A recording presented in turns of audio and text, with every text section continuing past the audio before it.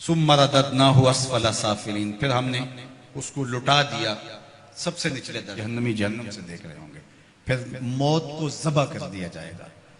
حدیث پاک میں آتا ہے جنتی اتنے خوش ہوں گے، اگر موت کو موت نہ آئی ہوتی تو یہ خوشی سے مر جاتے، اور جہنمی اتنے مایوس اور دکھی ہوں گے اگر موت کو موت نہ آئی ہوتی تو یہ دکھ سے مر جاتے۔ اب جنتی جنت میں ہیں اور انہیں ان کی آنکھوں کے سامنے موت کو ذبح کر دیا، قصہ ہی تمام ہو گیا۔ اللہ تعالیٰ فرمائے گا اردیتم، اے جنتیو تم راضی ہو؟ پہلے اللہ آواز دے گا یا اہل الجنہ، یا اہل الجنہ، وہ کہیں گے لبیکا وسعدیکا والخیر فی یدیکا، مالک حکم ہم حاضر۔ اللہ تعالیٰ فرمائے گا اردیتم، کیا تم راضی ہو؟ تو وہ کہیں گے ما لنا یا رب لا نرضی، اے ہمارے رب ہم کیوں راضی نہیں ہوں گے، ہمیں تو وہ ملا جس کا ہمیں تصور بھی نہیں تھا۔ حضور نے فرمایا کہ میں، بخاری کی روایت ہے، میں اس آخری شخص کو جانتا ہوں، اس آخری شخص کو جانتا ہوں جو جہنم کے رگڑے سہ کے آخر میں جہنم سے نکلے گا اور سب سے آخر میں جنت میں جائے گا۔ فرمایا، اور ایک روایت مسند فردوس دہلوی میں اس کا نام بھی بتایا، تو کہا کہ میں اس آخری شخص کو جانتا ہوں، بخاری کی روایت ہے۔ تو وہ جنت میں جانے کے لیے جہنم سے کوئلے کی طرح سیاہ ہوا ہوگا، جب نکلے گا تو اللہ تعالیٰ اسے کہے گا بتا کیا چاہیے، تو وہ کہے گا کہ مالک مجھے یہ دے دے، یہ دے دے، یہ دے دے۔ اللہ کہے گا لکا ما تمنیت، جو تیری آرزو جا تجھے دے دیا، اب جنت میں چلا جا۔ تو وہ خیال کرے گا جنت میں تو کوئی 1 انچ بھی نہیں بچی ہوگی، اتنے لوگ جنت میں چلے گئے ہیں۔ تو وہ کہے گا مالک میرے لیے وہاں کتنی جگہ ہے؟ تو آواز آئے گی تیرے لیے جنت میں اس دنیا سے 10 گنا جگہ ہے۔ کتنی؟ یہاں تو 1 کنال کا گھر، 2 کنال کا بنگلہ، 6 کنال کی کوٹھی بنانے کے لیے آدھی زندگی لگ جاتی ہے، اور یہ سب سے پھاڑا سمجھتے ہیں نا، جو سب سے آخر میں جنت میں جائے گا، یہ اس کی جاگیروں کا میں آپ کو بخاری کی حدیث کے حوالے سے بتا رہا ہوں۔ اللہ فرمائے گا جا جنت میں، تیرے لیے دنیا سے 10 گنا ہے، 7 بر اعظموں پہ پھیلا ہوا جہاں، اس کو 10 سے ضرب دے۔ یہ کس کو ملے گی؟ جو سب سے آخر میں جنت میں جائے گا، اور وہ کہے گا اتسخر بی وانت الملک، میرے رب تو رب ہو کہ مجھ سے مذاق کر رہا ہے؟ اس کو گمان ہی نہیں ہوگا کہ اتنا مجھے مل جائے گا۔ وہ تو سوچے گا 2 مرلے کا جھونپڑا بھی جنت کے کسی کونے میں مل جائے تو غنیمت ہے۔ اسے کہا جائے گا دنیا سے 10 گنا جگہ تیرے لیے جنت میں تیرے نام ہوئی۔ تو وہ کہے گا اتسخر بی وانت الملک، میرے رب تو رب ہو کہ مجھ سے مذاق کر رہا ہے؟ تو اللہ فرمائے گا مذاق نہیں، یہ حقیقت ہے۔ اور یہ بات سن کر کے، یہ حدیث بیان کرتے ہوئے میرے حضور اتنا مسکرائے کہ صحابہ کو حضور کی داڑھیں نظر آ گئی، کہ اس کو لگے گا ہی نہیں کہ مجھے اتنی جگہ دی گئی ہے۔ یار جو پھاڑا ہوگا، سب سے آخر میں جنت میں جائے گا، اس کو تو اتنی جگہ ملے گی، تو بلال حبشی کی جاگیروں کا عالم کیا ہوگا، عثمان و علی کی جاگیروں کا عالم کیا ہوگا، ابو بکر و عمر کی جاگیروں کا عالم کیا ہوگا، اور جنت کے وارث حسن اور حسین کی جاگیروں کا عالم کیا ہوگا۔ یہ تو سب سے آخر میں جانے والے کی جاگیر ہے۔ اب یہ جنت میں اتنا کچھ ملے گا، تو وہ کہیں گے ما لنا یا رب، مالک ہمیں کیا ہوا کہ لا نرضی، ہم راضی نہ ہوں، ہمیں تو وہ دیا گیا ہے کہ جو کسی کو نہیں دیا گیا۔ تو اللہ فرمائے گا میں تمہیں اس سے بھی بہتر کچھ دیتا ہوں، میں اور تمہیں تمہاری جھولی میں کچھ ڈالنے والا ہوں۔ تو یہ کہیں گے مالک کو کسر تو نہیں رہے گی، ہم اگر یاد بھی کریں تو کوئی شے نہیں یاد آتی جو ہمیں ملی نہ ہو، جو آرزو تھی وہ ساری کی ساری پوری ہو گئی۔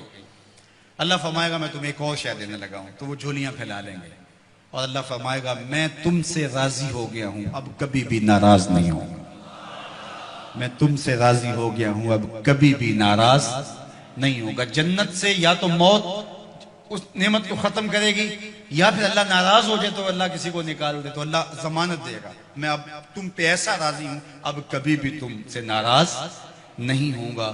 ایسا اجر اللہ عطا کرے گا، فَلَهُمْ أَجْرٌ غَيْرُ مَمْنُونَ۔ اللہ اکبر، فما یکذبک بعد بالدین۔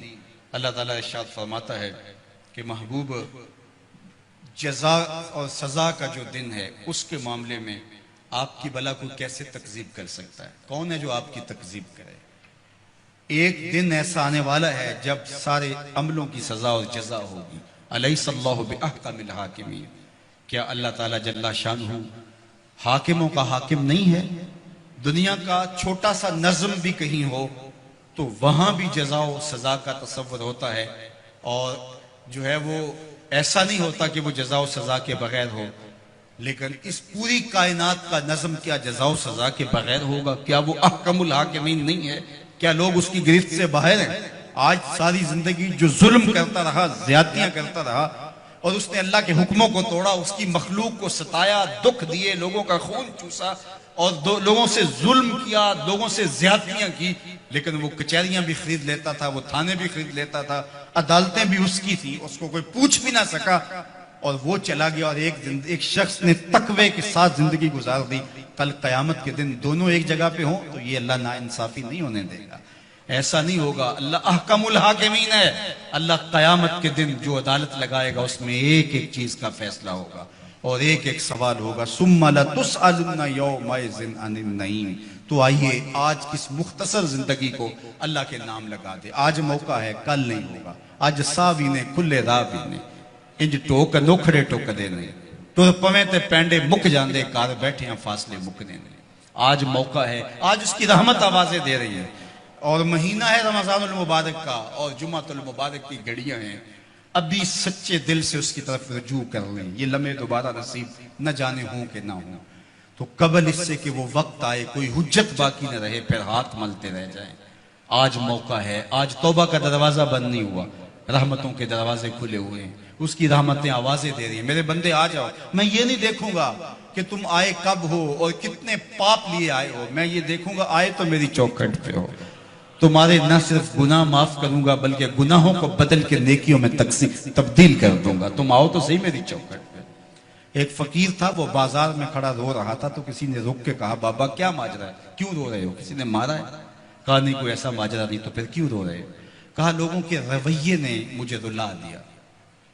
کیا مطلب؟ کہا بازار سے گزر رہا تھا، دنیا میں کھوئے ہوئے لوگوں کو دیکھا، دل میں ترس جاگا، تو میرا خیال آیا ان بندوں کی رب کی صلح نہ کروا دوں. تو کہا پھر کیا ہوا؟ کہا میں نے اس سے بات کی، آواز آئی لے آ میری چوکھٹ پہ، ایک آنسو سے سارے گناہ دھو ڈالوں گا. میں بڑا خوش ہوا، میں نے ان سے بات کی. یہ الٹا میرا مذاق اڑانے لگے. جا بابا کام کر، تجھے کیا پتا دنیا داری کیا ہوتی ہے. تو وہ تو معاف کرنے پہ آمادہ تھا، یہی اس کی دہلیز پہ نہیں جا رہے. تو مجھے اس پہ افسوس ہوا. تو وہ تو معاف کر رہا تھا لیکن یہ نہیں مانے. خیر اگلے دن وہی فقیر قبرستان میں کھڑا رو رہا تھا، اور وہی شخص دوبارہ گزرا. تو پھر رو گیا. کہا بابا بازاروں میں بھی روتا ہے، قبرستانوں میں بھی روتا ہے، آج کیا ماجرا ہے؟ کہا کہانی کل والی ہے. کہا کیا مطلب؟ کہا کل ان کو دنیا میں کھوئے ہوئے دیکھا، میرے دل میں خیال آیا ان بندوں کی رب کی صلح کروا دوں. وہ تو مان گیا، وہ بندے ہی نہیں مانے، مایوس ہو گیا، تو آج ادھر آ گیا. اور آج خیال یہ ہوا ان قبرستان والوں اور رب کی صلح کروا دوں. تو بڑے تجسس سے پوچھا آج کیا بنا؟ کہا آج یہ مان گئے وہ نہیں مانتا، آج یہ مانتے ہیں وہ نہیں مانتا. تو صاحب آج وہ مان رہا ہے، کہیں ایسا نہ ہو کہ پھر ہم مان جائیں اور وہ نہ مانے. آج لے ان کی پناہ، آج مدد مانگ ان سے، کل قیامت کو نہ مانیں گے اگر مان گیا. ماہ سیام کی برکتیں لوٹ لو. یہ وہ میں نے دیکھا شیرا والا باغ کے قریب وہ ریڑیاں لگاتے ہوئے، جب پھل آخری دنوں میں ہوتا ہے تو وہ سستا کر دیتے ہیں. تو وہ کہتے ہیں یہ جاتے ہوئے موسم کی بہار لوٹ لو. تو جو چیز جو ہے وہ 50 اور 100 روپے کلو ہوتی ہے وہ 20 روپے کلو بیچ رہے ہیں. آخری عشرے میں اللہ لوٹ سے لگا دیتا ہے. لوٹ لو میری رحمتوں کو، بس آؤ اور لو اور چلے جاؤ. تو آؤ سچے دل سے اس کے حضور آؤ اور رحمتیں اس کی وصول کرو، اور زندگی کو نور اور نکھت رو جالوں سے بھر لو. اس موسم گرمی کے اندر دور و نزدیک سے چل کے آنے والوں، اللہ تمہیں دنیا آخرت کی برکتیں عطا کرے، اپنی خاص پناہوں سے مالا مال کرے. اللہ عزت آبرو آپ کا مقصود